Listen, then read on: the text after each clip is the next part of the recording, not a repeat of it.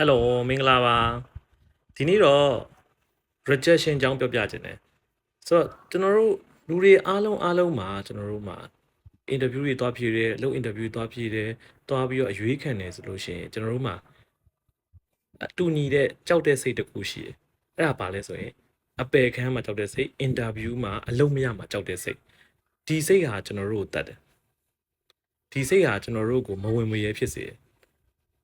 အဲ့တော့ကျွန်တော်ဆိုရင်လည်းတခုဆိုရင်ကျွန်တော်ကုမ္ပဏီကြီးတစ်ခုမှာ senior manager တယောက်အနေနဲ့အလုပ်လုပ်နေတယ်ကျွန်တော်ရဲ့အလုပ်အစပိုင်းကာလတွေမှာကျွန်တော် interview တွေသွားလျှောက်တယ် CV form တွေအများကြီးသွားပြီးတော့တင်တယ်ကျွန်တော် interview 9ခါ6ခါလောက်ဖြေပြီးတော့ကျွန်တော်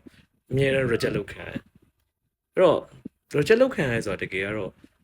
failure ရသွားတာမျိုးမဟုတ်ဘူးဆုံးရှုံးသွားတာမျိုးရှုံးနေသွားတာမျိုးမဟုတ်ဘူးကျွန်တော်လည်းရင်တော့အဲ့လိုပဲထင်ခဲ့ပြီးတော့เนาะသွားပါပြီငါတို့ဒီလုပ်ကိုမရရင်တော့သေပြီပေါ့လို့ထင်ပေမဲ့တကယ်ကမဟုတ်ဘူးဗျအဲ့လို reject လုပ်ခံရခြင်းဟာကျွန်တော်တို့နောက်တစ်ခေါက်ဒီအလုပ်ကကျွန်တော်တို့နဲ့ job fit မဖြစ်ဘူးလို့ကျွန်တော်တို့ပြောနေတာဖြစ်တယ်ကျွန်တော်တို့မှဒီထက်ပိုကောင်းတဲ့အခွင့်အရေးရဖို့ဆိုတာဖြစ်တယ်ဒီလိုကျွန်တော်တို့နှလုံးသွင်းနိုင်ဖို့လိုတယ်အဲ့တော့ rejection ဟာပယ်ခံရခြင်းဟာကျွန်တော်တို့အတွက်တကယ်အဓိကဆုံးရှုံးမှုမဟုတ်ပါဘူးအဲ့တော့ဟုတ်ပြီအဲ့တော့ reject လုပ်ခံရဘယ်လိုလုပ်မလဲဥပမာကျွန်တော်သွားပြီး interview သွားလျှောက်တယ်လုပ်သွားလျှောက်တယ် reject လုပ်ခံရဘယ်လိုလုပ်မလဲ okay ပထမဆုံးတော့ခင်ဗျာဝန်းနေလိမ့်မယ်ခင်ဗျာမဖြစ်မရဖြစ်လိမ့်မယ်ရတယ်ခင်ဗျာအဲ့အတွက်အချိန်တစ်ခုသတ်မှတ်လိုက်ခင်ဗျာဝန်းနေလို့ရတယ်ခင်ဗျာမချင်မရဖြစ်လို့ရပြီးရင်တော့ဒုတိယအမြောက်ကဘာလဲဆိုတော့ခင်ဗျာအဲ့အလုံးမှာရှိရခင်ဗျာ interview ရဲ့လူတွေကို thank you email ဒါမှမဟုတ် thank you message ကိုပို့ပါအခုလိုမျိုးအခွင့်အရေးပြတော့ကျေးဇူးတင်တယ်ခုလိုမျိုးအလုပ်ခွင့်ရမယ်လို့မျှော်လင့်ခဲ့တယ်ဒါပေမဲ့ခုလိုမျိုး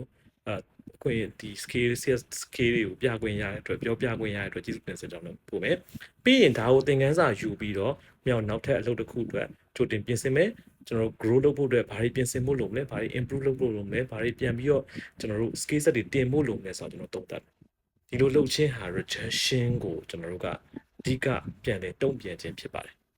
ကောင်းတုံ့ပြန်နိုင်ခြင်းဖြစ်ပါတယ်အဲ့တော့မှတ်ထားပါ rejection ကကျွန်တော်တို့အဖြေမဟုတ်ပါဘူး failure မဟုတ်ပါဘူးကျွန်တော်တို့ rejection လုပ်ခံရဆိုတော့ဒီထက်ပိုကောင်းတဲ့တစ်ခုခုကိုရလာဖို့အတွက်ကျွန်တော်တို့ကို improve လုပ်ဖို့အတွက်ပေးလိုက်တဲ့အခွင့်အရေး opportunity တစ်ခုပဲဖြစ်ပါတယ်အဲ့တော့ခုလိုမျိုးကျွန်တော်တို့ rejection လုပ်ခံရမျိုးဖြစ်ဘူးလေရင်တော့မဟုတ်ဖြစ်ခံရတဲ့တကယ်တယောက်ရှိလို့ရှင် share ပေးလိုက်ပါအောင်ဒီ video လေးကိုဒါမျိုးအလုပ်နဲ့ပတ်သက်တဲ့ motivation တွေအတွက်ဆက်ပြီးတော့ဒီ TikTok channel လေးကို follow ထားလို့ရပါတယ်အားလုံးကျေးဇူးတင်ပါတယ် see you ပါ